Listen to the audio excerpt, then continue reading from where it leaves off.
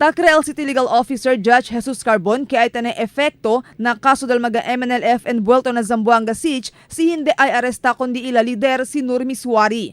Asugon kung Carbon, otro gayot si ta continua esta libre si Misuari, a medyante kon mga kaso keta enfrenta este, mientras al di sumaga seguidores na kalaboso ya ita enfrenta ya kaso. It will certainly have some effect on the case. When the leader itself is declared to be immune from arrest, then there is something wrong in the handling of the case. But the Department of Justice has not committed itself. It knows it has no ground for the lifting of the warrant of arrest.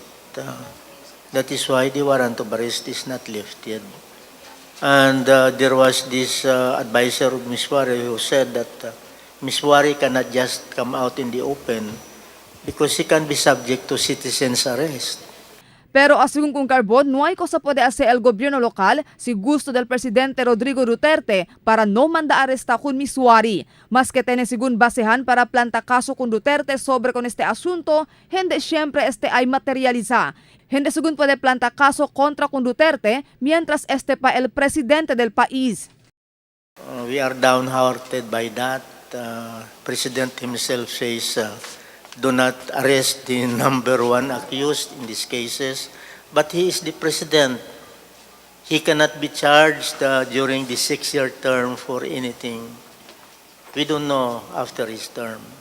Pero yaasigura si Carbon que ay kontinua imbesti al gobyerno lokal na kaso kontra con el mag-aakusaw MNLF especialmente kontra el plea bargaining asunto.